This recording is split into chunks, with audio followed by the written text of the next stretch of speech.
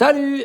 Voilà, je vous présente quelqu'un que j'ai l'impression qu'il aura un témoignage très intéressant et qui va nous... Oh, voilà, hein? Qui Merci, es-tu? bonjour, moi c'est Cindy. Ouais, attends, rapproche-toi peut-être. Ouais, Comme ça, ils t'entendront mieux et puis il verra pas une petite tête là en bas. Là, tu vois. ok, super. Moi c'est Cindy et puis je vais vous parler un petit peu de mon témoignage. Donc en fait, De ton vécu, quoi. oui, de mon vécu. Donc en fait, je viens de loin et le Seigneur a fait quelque chose quand même Le Seigneur, c'est d'assez incroyable. qui c'est ça? Qui c'est Bah ça? alors, commence par le début. On va commencer par le début. Commence par le début. T'es où dans la vie? Alors, toute petite, mes parents ils m'amenaient à l'église catholique.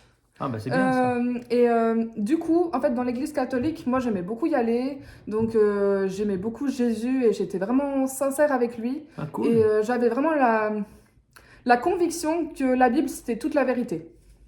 Ah Et ouais, c'est chouette. que vraiment la vérité elle était dedans. Ce qui m'a pas empêché par la suite de me détourner, mais vraiment c'était une conviction que j'ai toujours gardée vraiment dans mon cœur. Genre, t'avais quel âge? Oh, depuis petite, hein, depuis 2 ans, moi j'étais sûre que Jésus c'était le sauveur et la Ouais, Bible. mais c'était est-ce que ça l'amour de la t'aidait dans vérité. ta vie d'enfant? Est-ce que ça t'aidait ou ça Oui, oui, quand t'empêchait même. justement d'être Quand même, épanoui? ça empêche des fois d'être un petit peu méchant, ou à l'école déjà, Ah ouais? d'être un petit peu méchant quand on n'est pas gentil. Ah ouais. D'être Ça, méchant quand on n'est pas gentil. quand les autres ils sont pas gentils, ça empêche quand même de Ah réagir ouais. pareil. Ah ouais, ah ouais. Et Ah non, bon, c'est c'était- cool alors, c'est bien. non, vraiment, C'est plutôt positif, tu oui, dirais. c'était plutôt positif. Ah ouais. Et c'est quelque chose qui m'a gardé après sur le long terme, quoi. Et Ah, en excellent. fait, enfant, j'ai très très vite eu un grand mal-être. Donc j'étais très très harcelée à l'école. C'était Mais c'était non. vraiment difficile. Donc Mais des qu'est-ce qu'il fois, il te disait quoi? alors des fois, on me volait mon goûter, on me l'écrasait devant moi. Mais Ou pourquoi? des fois, on prenait ma veste et on essuyait les fesses avec. Ou des fois, on faisait on faisait des cercles autour de moi et on me tapait les uns après les autres. C'était vraiment dur. Mais pourquoi? Vraiment Qu'est-ce dur. qu'il y a? Il te trouvait... Un petit peu bouboule.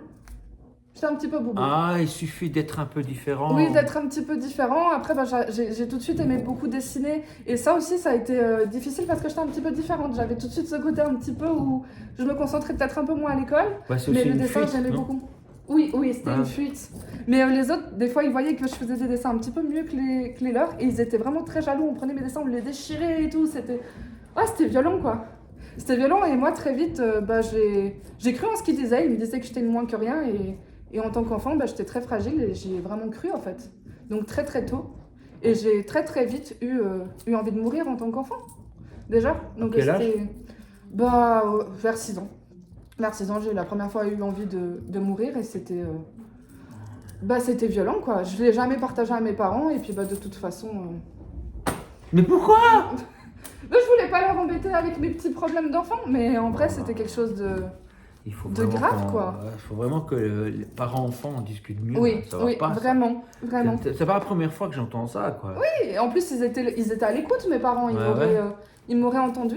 Et vers mes 8-9 ans, on a eu un drame familial. J'avais un oncle qui buvait beaucoup, qui était un peu violent, enfin assez violent avec sa femme et ses enfants. Et on était souvent chez eux. Ça se passait souvent mal. Et sa femme, un jour, elle a décidé de partir un petit peu de cette violence. Et mon oncle, il s'est encore plus réfugié dans l'alcool. Il a fini dans des cliniques. Et dans la clinique, il a dit à un psychologue, je vais la tuer. Et on pensait tous que c'était un petit peu des paroles en l'air. On n'y croyait pas du tout. Et un beau jour, il va à la sortie du travail et le drame, il est arrivé. Et Quoi? ouais, vraiment. Il l'a tué Vraiment. comment? Avec un pistolet. Il s'est trouvé un pistolet, il l'a tué devant tous ses collègues, devant une quarantaine de personnes, Dans la rue. dans la rue. Et c'était d'une violence. Donc mes parents ils m'ont dit, il faut garder le secret, il faut pas que ta grand-mère elle sache parce que sinon elle est déjà à l'hôpital, elle va mourir d'une crise cardiaque. Et c'était d'une violence parce que ma tante c'était la personne que j'avais de plus proche de moi par mes parents. Et du coup, je vois mon monde à moi qui s'effondre. Donc j'ai la perte d'un être cher et je vois tous mes parents autour de moi et tous les adultes autour de moi qui sont dans un état, vraiment dans un mauvais état, quoi. Ils vivent aussi le deuil à leur façon. Et du coup, j'ai pas seulement la perte d'un être cher, mais tout mon monde qui s'effondre parce que tous les adultes autour de moi, ils sombrent. Ils sombrent, ils sont... Tu peux pas bien. t'accrocher à eux, Je quoi. peux pas m'accrocher à eux parce qu'eux aussi, ils sont détruits, ils sont dévastés. Pour ma mère, c'était un grand choc. Et pour mon père aussi, et puis pour toute la famille. Donc là, vraiment, c'est un choc, quoi. Et moi, j'étais toujours très engagée avec le Seigneur, donc j'étais servante de messe à l'église catholique. Et un jour, en allant, j'entends le clocher de l'église parce qu'on était à côté, et ça sonne, et donc je me dis, mais je suis en retard. Je pars en courant, je regarde pas la route, et je me fais shooter par une voiture. Donc, Quoi? je suis restée 6 mois en béquille.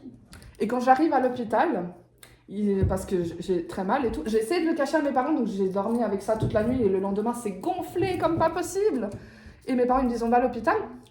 À l'hôpital, ils me demandent ce qui s'est passé, et j'explique, j'allais servir à la messe, et puis je me suis fait renverser, et tout. Et on me dit, ah bah tu sais, c'est que le Seigneur, il t'aimait pas tant que ça, sinon il t'aurait protégé.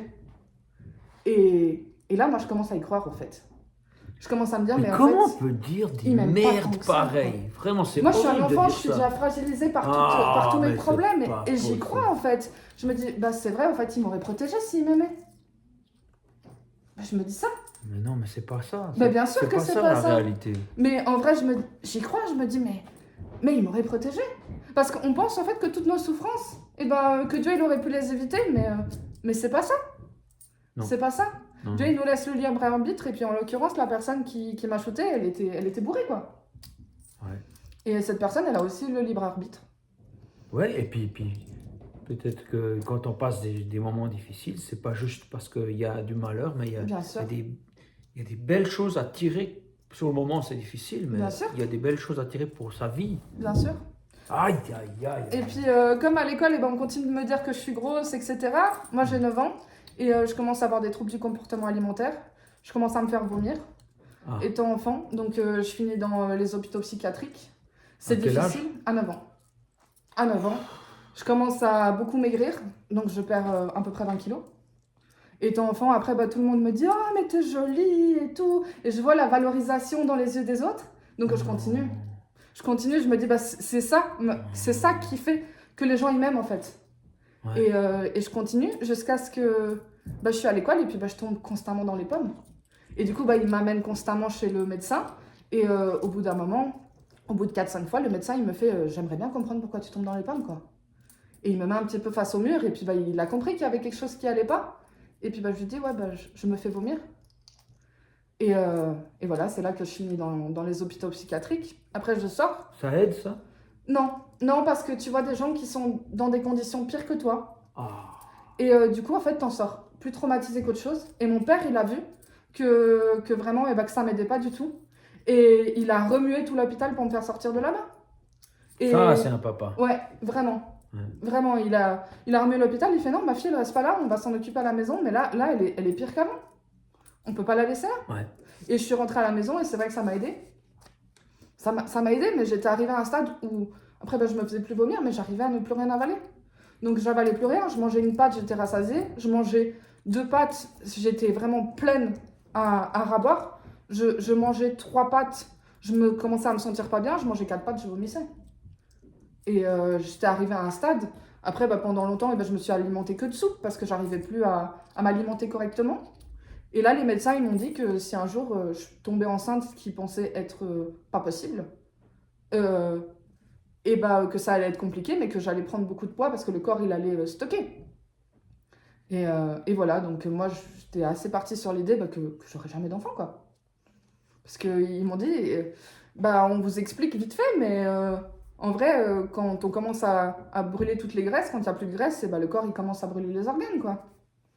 Donc au niveau de l'utérus et tout, qui était en construction à cette époque-là, il y avait des chances qu'il y ait beaucoup de séquelles. Wow. Donc voilà. Et puis après, quelques années après, il y a eu le divorce de mes parents. Et ça, c'était c'était un choc pour moi. Vraiment, c'était c'était très violent. Oui, je l'ai vu venir quand même. Parce que en fait, c'était suite à cet événement où ma tante, elle est, je vais dire, décédée. C'est pas tout à fait ça, mais les termes sont un peu violents. Assassiné, ouais. Ouais. Suite à ça, en fait, mes parents, ils étaient plus comme ils étaient avant. Ils ont été trop détruits, ils ont pris trop de chocs émotionnels, et puis leur relation, elle s'est dégradée avec.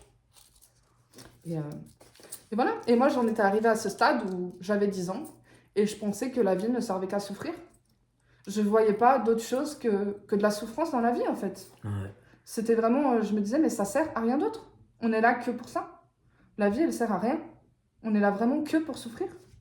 Et comme mes parents, ils divorçaient et tout, on a été voir des voyantes. Pourquoi faire? Bah, pour nous aider.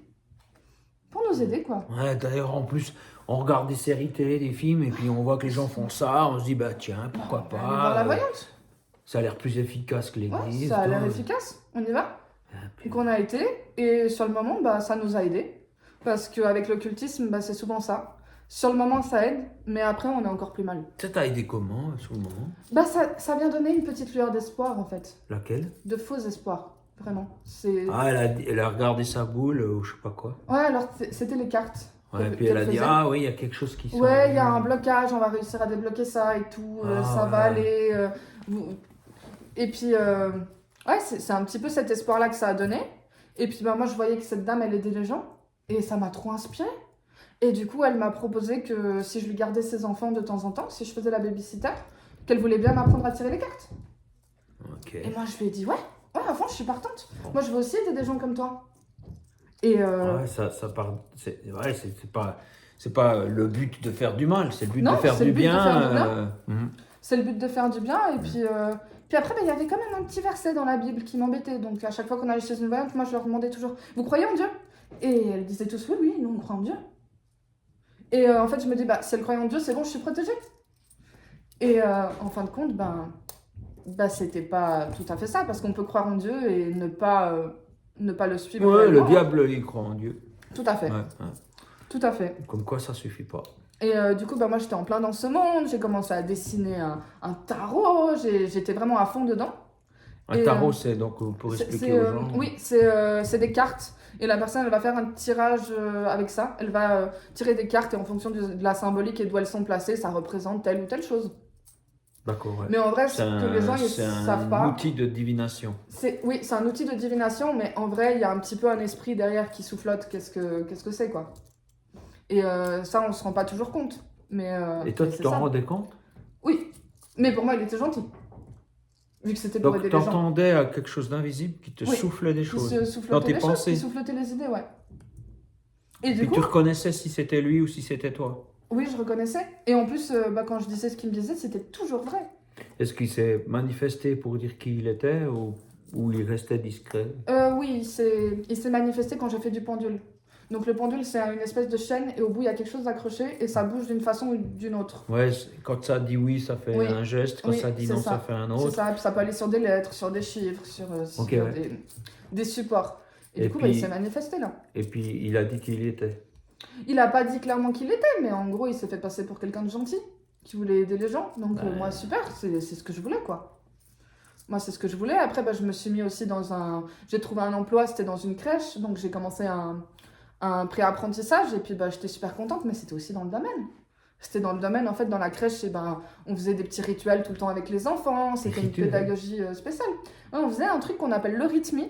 Donc on prend les enfants, on danse avec les enfants, et en fait, Ouais. on dit aux enfants, vous libérez de tout et vous laissez rentrer, tout ce qui veut venir rentrer.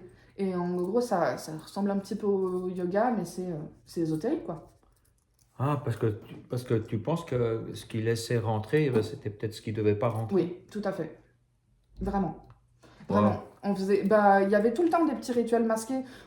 Pour manger, on se tenait les mains et on faisait une petite chansonnette. On Ah, ça, c'est remerciait pas grave. le dieu du vent et puis Le dieu du vent. Oui. Puis le dieu du soleil et puis donc en vrai les rituels étaient assez cachés dans Ouais, cette en crèche. fait, on pourrait se dire que c'est innocent, mais Oui, en fait, mais quelque c'était part, pas- c'est des oui. esprits qu'on Oui, invoque. oui, tout à fait. Oh. Ça paraissait très innocent et puis on disait à tous les parents que c'était très innocent, mais en vrai bah c'était moi j'étais contente, c'était dans le milieu dans lequel Moi, tu j'étais, baignais tu vois. là-dedans. Hein. Je baignais là-dedans, donc je vois rien de choquant. Et là, j'ai rencontré des personnes catholiques et ils m'ont fait lire un petit peu quelques passages dans la Bible.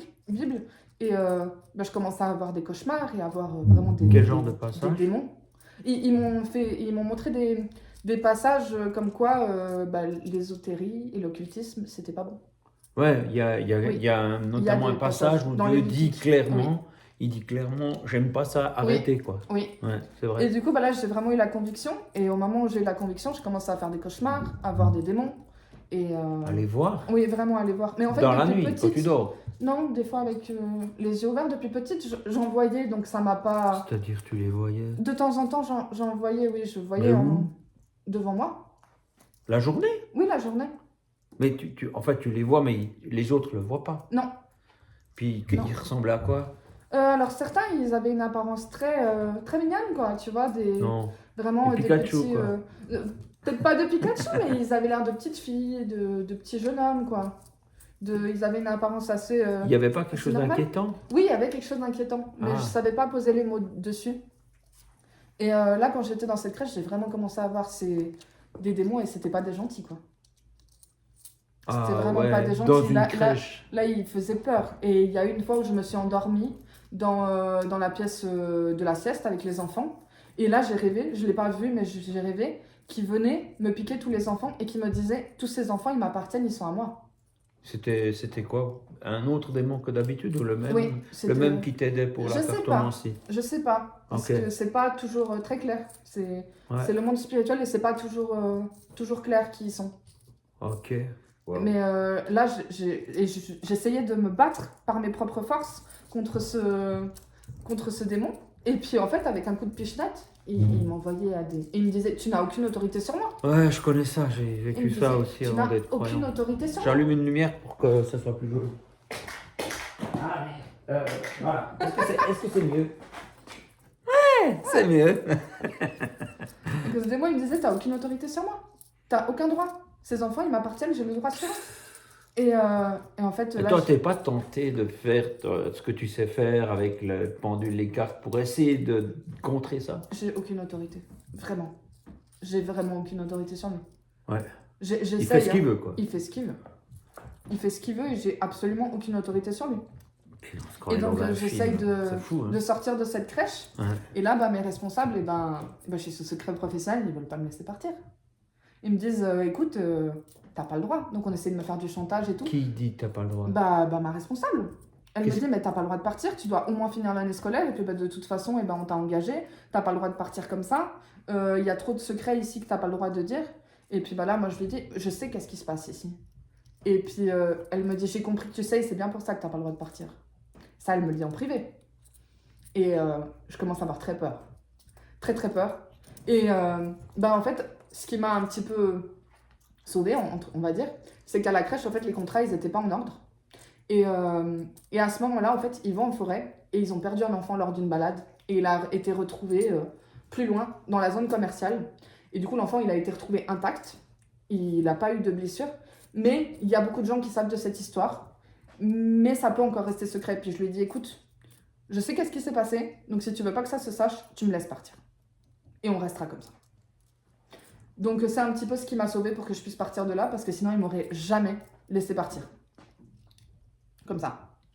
Donc je pars de cette crèche. Je continue à aller voir un petit moment. Je continue à faire mes petites cartes. Mais je commence à avoir vraiment des convictions. Et je commence vraiment à rechercher le Seigneur. Je me dis, l'occultisme, c'est pas bien. Faut que Le j'arrête. Seigneur, juste parce que peut-être les gens disent c'est qui le Seigneur, parce que ça s'écrit pas genre je saigne quelqu'un, mais ça s'écrit le Seigneur. On parle de Dieu quand on dit le Seigneur, on dit la lumière, quoi, Jésus, La lumière, quoi. oui.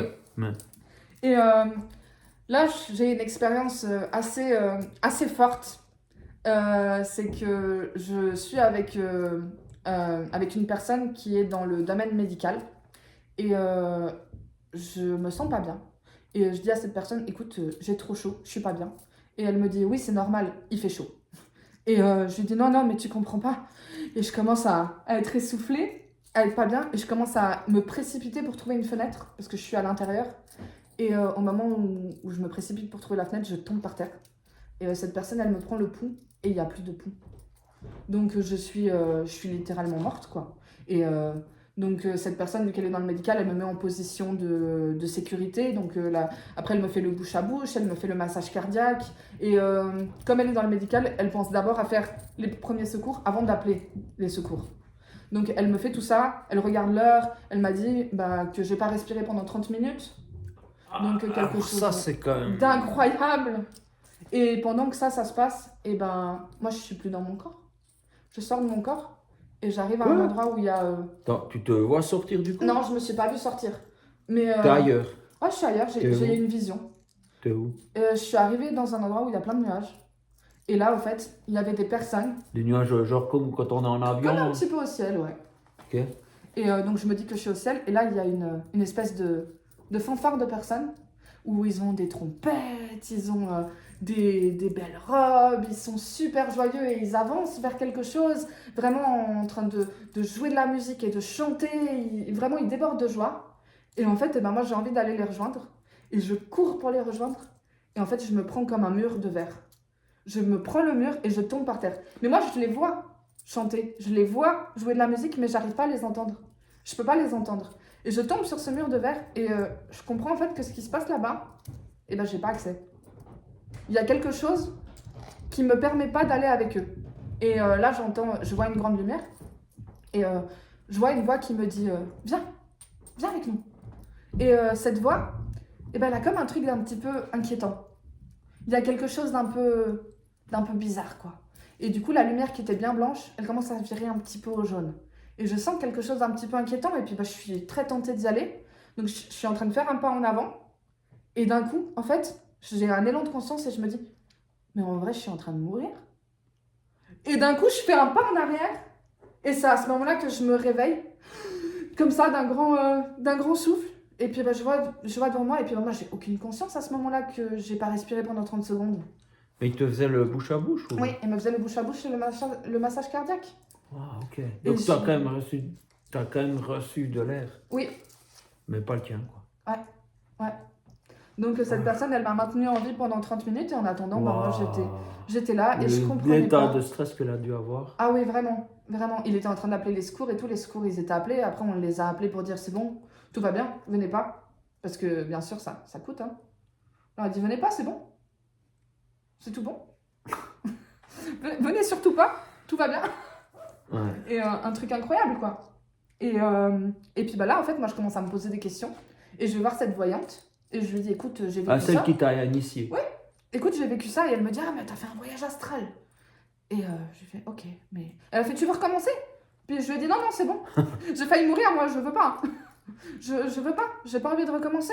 Elle me dit, ah, c'est dommage, c'est intéressant et tout. Et moi, je commence à me dire, mais c'est pas un voyage astral, c'est pas ça.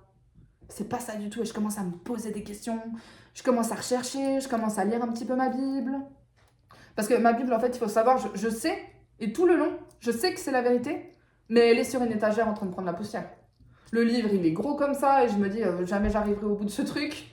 Donc, c'est quoi, c'est une Bible de première communion, un truc comme ça? Ouais, une Bible de... Que t'as reçue à l'église, oui. quoi. Oui. Ça, c'est un beau cadeau. Oui, vraiment. Et donc, je commence à lire quelques passages, et je commence à me dire, mais c'est pas ça, quoi.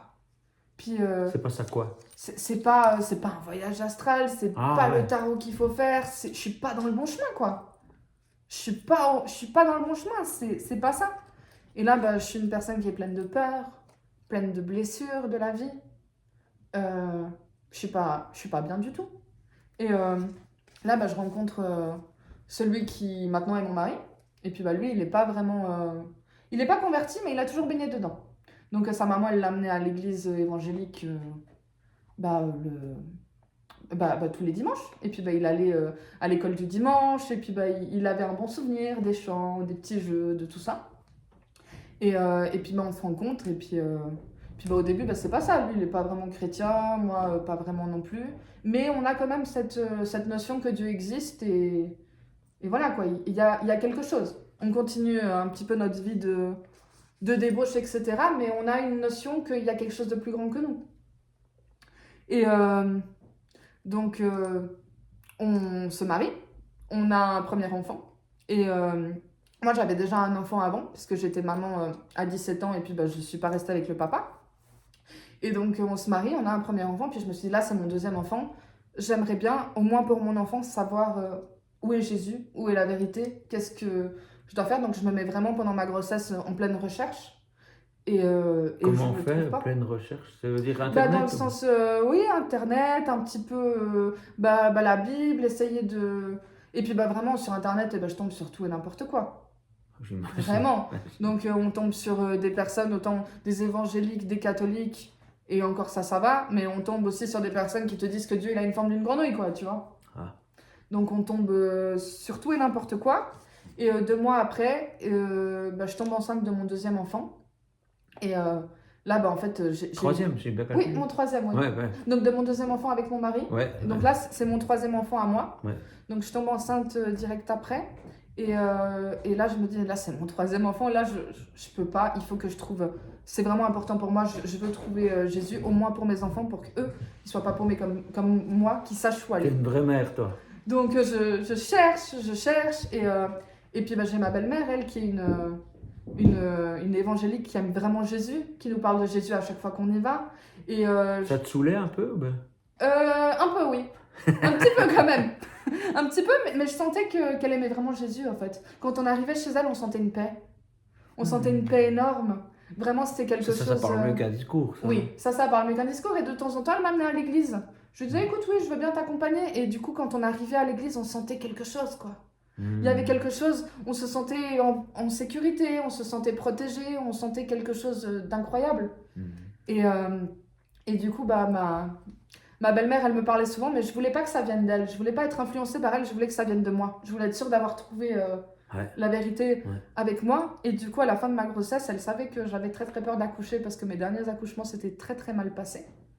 Et du coup, j'étais pleine de peur. Et puis, je tombe sur une vidéo qu'elle m'avait envoyée. Et c'était une vidéo de MCI. Et il faisait donc la prière de repentance. Et je me suis mis à genoux devant ma télé parce que c'était dans le Covid, il n'y avait pas d'église ouverte. Et puis je fais la prière de repentance et je suis vraiment touchée. Je suis touchée profondément. C'est quoi la prière de repentance en gros? En gros, on donne notre vie à Jésus. Et on l'invite à venir vivre dans notre cœur. On ne vit plus par nos propres forces, mais par ses forces à lui. Ouais. Et qu'est-ce que je pourrais dire d'autre sur la prière de repentance? Il n'y a pas une notion de pardon? Oui, il y a une notion de pardon. C'est-à-dire? On lui demande pardon pour toutes nos offenses et lui, il vient aussi nous pardonner les nôtres. Et on a ce qu'on peut appeler une nouvelle naissance. Mais il nous les pardonne comme ça parce qu'il est sympa ou est-ce qu'il a fait quelque chose? Oui, bien sûr. En fait, oui. Et j'ai vraiment eu cette grande sensation dans mon cœur que Jésus, il était mort à la croix pour nos péchés. Ouais. Vraiment. Et ça, c'est quelque chose qui m'a tellement touchée parce que je l'ai compris que Jésus, il était sur cette croix pour moi. Pas que pour moi, hein, pour vous aussi. En fait, on dit souvent on pardonne, parce que ça veut dire que tu m'as fait du mal, mais je fais un effort. Mais le pardon de Dieu, ça veut dire c'est plus que ça. Il paye la faute, si tu veux. Tu vois, il paye les conséquences de la faute à la croix. Donc c'est un pardon beaucoup plus profond que simplement je dis je te pardonne, tu vois. On oublie, c'est plus que ça. C'est vraiment, on prend la faute, on la considère et elle est payée à la croix, tu vois. C'est une bonne façon je précise. C'est une bonne façon d'expliquer. Ouais, parce que souvent les gens ils disent je vais aller au ciel, il me pardonnera. Mais non, mais ça ne marche pas comme ça. C'est pas Dieu qui fait un effort de se dire allez, bon, je laisse tomber. Il laisse pas tomber le mal. Il le met le doigt dessus et puis en fait, il est payé par lui, par son fils. Voilà. Et là, j'ai vraiment eu la révélation de qu'est-ce qui s'était passé la fois où j'ai arrêté de respirer pendant 30 minutes et j'ai vraiment compris qu'en fait, si j'étais décédée à cette période-là, c'était pas au ciel que j'aurais été en fait. J'aurais pas pu passer cette vitre. Ouais. Et que là, en fait, que Dieu, il m'avait laissé une deuxième chance. Qu'il m'avait pas laissé mourir parce qu'il voulait me laisser une deuxième chance en fait. Ça c'est un privilège que tout le monde n'a pas. Hein. Ça m'a touchée, mais à un point, c'est énorme. Enfin, je sais pas. Et très très vite, j'étais tellement assoiffée et mon mari, en fait, 3 mois après, il a vu que j'avais déjà changé et il s'est converti lui aussi, 3 mois après moi. Et donc, il a fait la même prière? Il a fait la même prière, oui. C'est toi qui lui as montré comment faire? Oui. En fait, on avait fait des petites affiches, on avait fait un petit dessin derrière et on les avait placardées partout dans la maison. Un dessin, une affiche de quoi? Oui, de la prière. On avait trouvé un petit peu une prière, un petit peu... quand on avait changé peut-être quelques petits mots pour que ça ressemble un petit peu à notre vocabulaire. J'avais fait ça avec ma belle-mère et puis on avait fait des petites montagnes derrière et on l'avait mis un petit peu partout. Et elle, comme elle avait beaucoup de passages chez elle, elle l'a donné à chaque personne qui rentrait chez elle, quoi. Et voilà, et puis là, en fait, Dieu, à partir du moment où j'ai donné ma vie, où je lui ai donné ma vie, il a commencé à agir dans ma vie de façon tellement puissante. Vraiment, c'était incroyable comment il a agi dans ma vie. Donc moi j'avais beaucoup de difficultés avec la lecture. Je te disais ce livre qu'il était énorme et que j'étais vraiment découragée de le lire. Et ben j'avais vraiment un blocage où je lisais mais je comprenais pas ce que je lisais. Et ça dans tous les livres, pas seulement dans la Bible, mais vraiment un blocage intellectuel. Et il m'a vraiment délivré de ça hyper facilement et j'ai pu commencer à lire la Bible, vraiment à la dévorer, quoi, à la lire vraiment très facilement et à être éclairée de ce que je lisais. Après, bah, j'étais extrêmement timide, vraiment au point où si je prévoyais que je devais aller chez des personnes, j'étais capable de vomir et d'avoir de la diarrhée pendant 3 jours tellement j'étais timide et que j'avais envie de me cacher dans un coin. Ah, d'accord. Et là-dessus, il m'a aussi libérée, quoi. Ouais, ça se voit. Oui, non mais c'est vrai, mais avant j'étais vraiment... c'est cool. C'était extrême, incroyable, quoi. c'est incroyable. Et puis bah, j'étais une grande fumeuse, donc j'ai fumé pendant 15 ans, j'étais à un paquet par jour. Ah, c'est beaucoup. Et j'ai dit au Seigneur, écoute, ça vient pas de toi. Ça vient pas de toi, ça, une addiction. Donc aide-moi là-dedans. Et j'avais fait un jeûne, et je me rends compte que j'arrivais à arrêter de manger facilement, mais pas arrêter de fumer. Donc je me rends compte à quel point c'était ancré dedans. Et puis je lui ai dit, écoute Seigneur, tu m'as déjà libéré d'autres choses, qu'est-ce que je fais? Et là, vraiment, il vient parler à mon cœur et il vient me dire, pas par tes efforts, mais par moi. Viens chercher la force en moi. Et j'ai arrêté de fumer comme ça, du jour au lendemain. J'ai arrêté de fumer, j'étais très malade quand j'ai arrêté, le sevrage a été très très dur. Donc j'étais malade pendant une semaine parce que je voulais pas de patch, rien. Donc pendant une semaine, j'ai vomi et tout, j'étais vraiment mal, c'était violent. Mais après, j'ai plus touché. J'ai plus touché, j'étais vraiment libérée de ça. Et j'étais très angoissée, très nerveuse. J'avais peur qu'en arrêtant de fumer, je devienne plus angoissée. Et des fois, en partant de la maison, j'avais peur de pas arriver à l'heure. Je criais sur mes enfants. Et je mettais vraiment une mauvaise ambiance à la maison à cause de mes angoisses. Et j'ai aussi prié. Le Seigneur, il m'a aussi libérée de ça. Ça, c'est encore une chose pour laquelle il a fait un miracle. Et puis après, il y avait un moment, je lui disais à Dieu, écoute, tu sais que là, on est dans un appartement où on n'est vraiment pas bien. On est au 3e étage, on n'a pas d'ascenseur, on a 3 enfants, ils ne marchent pas, on doit les porter, on a 2 chiens, on doit les porter aussi, donc c'est compliqué. Et du coup, moi, j'arrivais plus à sortir de la maison, donc si mon mari venait pas avec moi, je sortais plus de la maison parce qu'il fallait porter tout le monde. Et puis, on était endettés, on avait des poursuites. Donc, pour ceux qui ne savent pas, les poursuites, c'est quand on n'arrive plus à payer les factures, après, ça va sur... Moi, c'est l'huissier qui se raboule. Ouais. Et on avait des poursuites et tout, donc c'était impossible pour nous d'avoir un autre appartement. Donc, on a donné notre résiliation. Et on n'a rien trouvé. On n'a rien trouvé du tout, donc on appelle l'agence et on leur dit est-ce qu'on peut reprendre notre bail? Et puis ils nous ont dit oui, pour cette fois ça passe. Et il y a eu une autre fois, alors on a voulu réessayer. Et puis j'ai dit à Dieu, mais tu sais comment ça s'est passé la première fois? Est-ce qu'on ose retenter? Et j'étais avec une copine, elle a prié et elle m'a dit tu donnes ta résiliation au moment où tu as la paix. Puis j'ai dit au Seigneur, remplis-moi de cette paix si je peux le faire. Et si je peux pas, ne me remplis pas de cette paix, quoi. Que je puisse savoir si ça vient de toi ou pas. Et j'ai pas senti la paix. Donc je l'ai pas fait. Et le dernier jour où je pouvais donner ma résiliation pour 3 mois après, j'ai senti cette paix. J'ai fait la lettre. J'étais là-bas, j'ai posé. Et j'étais persuadée que ça allait bien marcher. Et donc on commence à aller voir des tonnes d'appartements. On a des 3-4 visites par jour, parce qu'on se dit on peut vraiment pas se permettre une deuxième fois, surtout que là, ils ont dit, l'agence, ok, mais on vous reprend pas.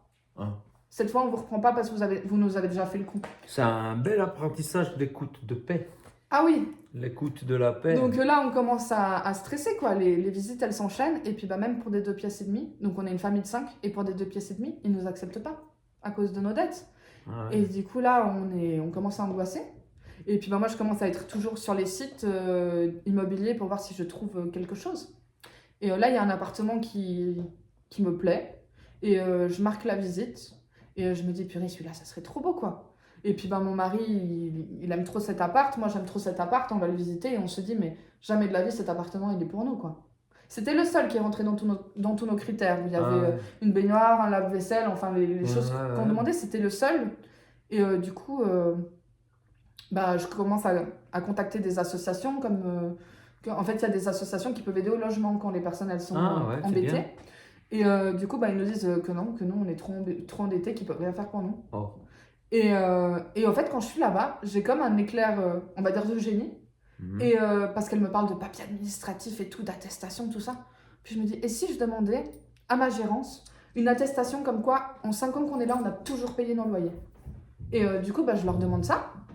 Et je dois aller déposer mon dossier pour cet appartement-là. Et le facteur, il arrive, mais 2 minutes avant que je parte, avec cette attestation qui dit qu'on a tout payé. Ouais. Je la glisse dans mon dossier. Ouais. Je vais poser à une ville plus loin ce dossier. Et la dame, elle regarde nos poursuites et elle dit « J'ai vu pire, ça va ». Et après, elle regarde, il y a l'attestation et elle me dit « Je pense que ça va être bon ». Et elle me dit « C'est ça qui a fait toute la différence, Ouais, c'est la ce papier-là, Ouais. c'est cette lettre ». Et du coup, on a été bénis de cet appartement comme Ah ça. ouais. Et on a vraiment senti là-dedans la main de Dieu, surtout que tout le monde nous disait autour de nous « Ouais, mais allez, tu falsifies des papiers, c'est facile, Faut tu pas- enlèves tes poursuites. » Et nous, on disait « Non, Seigneur, nous, on veut être honnête, on veut faire les choses comme toi tu veux, et on est sûr que tu vas pourvoir. Ouais. » Et Dieu, il a pourvu. C'est bon ça. Dieu, il a pourvu. Mm. Et après, dans cet appartement, moi, j'étais en très forte obésité, parce qu'après être anorexique, c'est vrai que pendant mes grossesses, j'ai pris beaucoup de poids, et je faisais 125 kilos. Et je sentais que Dieu, il voulait que je travaille là-dessus. Parce qu'il m'a dit, tu vas être appelé à me servir. Donc, là, tu sais que ton poids, il te rend vite essoufflé et que ça t'empêche de servir correctement. Et du coup, je lui ai dit, oui, je veux bien travailler, mais il va falloir que tu m'aides. Et il y a une personne... Donc, en fait, il faut savoir, dans le sens, j'entends Dieu, mais dans le sens, c'est pas toujours une voix audible. Dieu, il parle tantôt d'une manière, tantôt d'une autre. Et Parce que des fois, c'est une voix audible. ça peut arriver, mais pour ma part, c'est très rare, c'est arrivé ouais. qu'une fois. Ouais. Mais Dieu, il peut vous parler par des versets, il peut vous parler par une conviction intérieure. Il y a beaucoup de façons dont Dieu peut parler. Et là, il avait vraiment parlé à mon cœur. Il m'avait vraiment mis une conviction comme quoi il fallait que je m'occupe de ce souci pour mieux le servir. Et il y a une personne dans mon église donc, qui a prié avec moi, une personne qui a un ministère de délivrance. Et elle m'a dit qu'à son avis, il y avait un esprit qui était derrière tout ça, en fait, qui me faisait rester soit dans un extrême, soit dans l'autre. Elle a prié pour ça, et instantanément, j'ai commencé à perdre. Mais arrête. J'ai commencé à perdre, et en 9 mois, j'ai perdu 35 kilos. Wow. Bon, après, ça ne veut pas dire que dans tous les cas, c'est pareil. sûr, Voilà, bien c'est sûr. son cas particulier, pas non plus. Mais là-dessus, oui, c'est vrai qu'il y avait un esprit, donc autant enfant qu'après, qui me poussait là-dedans. Et de toute façon, s'il n'y a pas d'esprit, le fait de prier, c'est toujours une bonne chose, parce que Dieu, il peut toujours... Que je disais, Dieu, il peut toujours nous aider, en fait. Qu'il y ait un esprit ou pas, il peut toujours nous aider si c'est dans sa volonté. Et là, les personnes autour de moi, là, ils commençaient à voir. Ils commençaient à voir vraiment qu'il y avait quelque chose. Et puis, moi, je pensais... Visuellement, on voit quelque chose qui Donc, passe. on voit, oui, on voit. Donc, ils commençaient à voir dans mon caractère et tout. Et moi, je pensais qu'autour de moi, personne ne voyait rien. Et j'ai plusieurs personnes autour de moi qui font, oui, on voit que Jésus a transformé ta vie, en fait. Ouais. Et ça, vraiment, pour moi, c'était incroyable. C'était, je suis enfin devenue un témoignage vivant. Et ça parle aux gens, en fait. Et vraiment, moi, je manquais beaucoup de joie. Il y avait quelque chose qui m'a été volé quand j'étais enfant. Et je me suis rendu compte, en fait, que pendant tout ce temps, le Seigneur, il travaillait vraiment à me rendre ma joie. Et il me l'a rendu. Et des fois, autour de nous, on voit qu'il y a tout qui se déchaîne. Et vraiment, il me permet de pouvoir être toujours, en fait, dans cette joie, même si autour de nous, il y a tout qui se déchaîne, parce que j'ai vraiment bâti ma foi en Jésus, quoi. Donc, voilà. Et puis, pour finir, en fait, ce que je veux vous dire aujourd'hui, c'est que si vous cherchez, qu'il est là, en fait, et qu'il va se révéler à vous. Et c'est marqué dans la Bible, dans Matthieu 7,7, c'est marqué « Demandez et l'on vous donnera, cherchez et vous trouverez ». Et Dieu, il n'a pas de chouchou. Dieu, il n'a pas de préféré. Et ce que Dieu, il fait, que vous voyez dans la vie de certaines personnes, il peut aussi le faire pour vous, parce que ce qu'il veut, c'est que vous vous rapprochiez de vous et avoir vraiment cette relation avec chacun de vous. Donc, juste pour... ça va avec les dettes maintenant? On travaille dessus. Ouais. Mais ça viendra. Il y a un progrès. Il y a un progrès, Ah oui. ouais, ok. C'est Il y a pas un truc progrès dans le sens continue de où t'enfoncer. avant on continuait vraiment à s'enfoncer, et là on commence gentiment à stagner, quoi. Sortir de la... À sortir gentiment, quoi. Ouais. Ça va prendre... ça va peut-être prendre du temps, ou peut-être pas, mais oui, il y a déjà un progrès. Ouais. Ah, c'est beau. Il y a déjà un progrès. Est-ce que tu as revu cette voyante depuis? Non, pas du tout. Ok. Tu sens que il y a aussi un mur Oui. de glace? Oui, vraiment. Ah ouais, et puis les gens de là où tu travaillais dans cette crèche, tu les as pas revus? Non, Ah, ok. non, pas du tout. Et puis donc tu es toujours dans cet appart? Oui, Ah ok, oui, et puis d'accord. on y est super bien. Ça se passe bien avec tes Oui, enfants, ton oui, mari, voilà, c'est super. on y est super bien, et puis c'est vraiment une bénédiction en fait. Ouais. Et puis tu as très à cœur des enfants, j'ai vu, Oui, parce que en fait tu es venu au cours de dessin oui, qu'on fait ici à l'atelier Odersay. Il y a donc des cours cette année, donc on est en 2024, il y a 4 cours, 4 semaines. Et toi, ton cœur, c'est quoi? c'est vraiment les enfants, et plus précisément la tranche 0-3 ans. Donc à l'église, bah, je sers dans cette tranche-là. Et, euh, et en vrai, je pense que déjà depuis tout petit, on peut leur amener quelque chose de Dieu, on peut leur amener un peu de foi, on peut déjà les baigner dedans. Et après, bah, il y a toutes les autres classes. Donc 0-3 ans, après, ils passent dans une autre classe, et dans une autre classe. Et c'est un chemin, en fait, qu'en tant que monitrice, on fait avec eux. Et il y a une personne dans mon église bah, qui m'avait dit justement bah, des enfants à qui j'ai enseigné à l'école de dimanche, et bah, il n'y en a pas beaucoup qui se sont détournés en fait de Dieu. Ah Et du ouais? coup, c'est une graine qu'on sème dans leur cœur. Ouais, c'est Et puissant, hein? j'ai à cœur vraiment d'amener des ressources pour cette tranche d'âge-là. En fait, si j'ai bien entendu, c'est déjà le souci pour tes enfants qui t'a amené à chercher Dieu.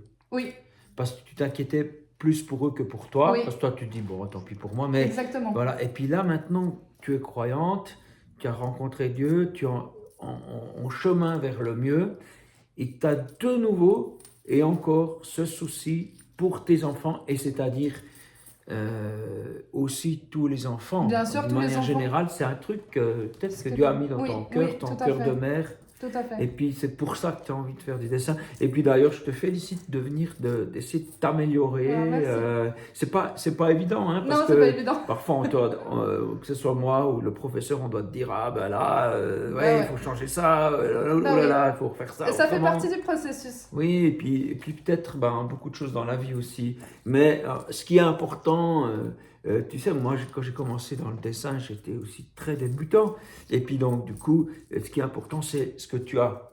C'est un cœur qui Oui. désire faire du bien. Et là, toi, tu es très ciblé. Les enfants, moi, c'est assez ciblé les ados et les jeunes adultes. Et ça ne veut pas dire qu'on ne peut pas aider aussi d'autres Bien sûr, gens. Et bien sûr, voilà, j'espère peut-être un jour faire quelque chose pour des enfants. Mais pour l'instant, et puis d'avoir bien ce sûr. cœur pour eux, et ben ça, c'est ça qui compte plus encore que d'être un super dessinateur. C'est sûr. Mais si on arrive à lier les deux, Oui. Et bien, vous serez ben toujours ça sera débutant dans plus quelque facile. chose, hein. Tout le temps. On Et sera toujours débutant dans quelque chose, hein. pense ça chaque fois que tu vois un grand arbre qui t'impressionne, qui porte du fruit. Tu Amen. vois ce fruit, puis tu dis, ben il était petit d'abord, C'est et vrai, puis on aurait pu y marcher dessus sans faire exprès. c'est vrai. Donc peut-être tous nos talents aussi, tu vois. On doit, on doit ne pas les mépriser parce qu'ils sont petits. Un jour, ils Amen. grandissent, voilà.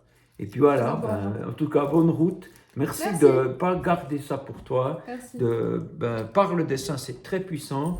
Et parce que les enfants, vraiment, ils adorent le dessin, ils aiment bien regarder des choses, et puis c'est bien qu'il y ait des choses pour eux.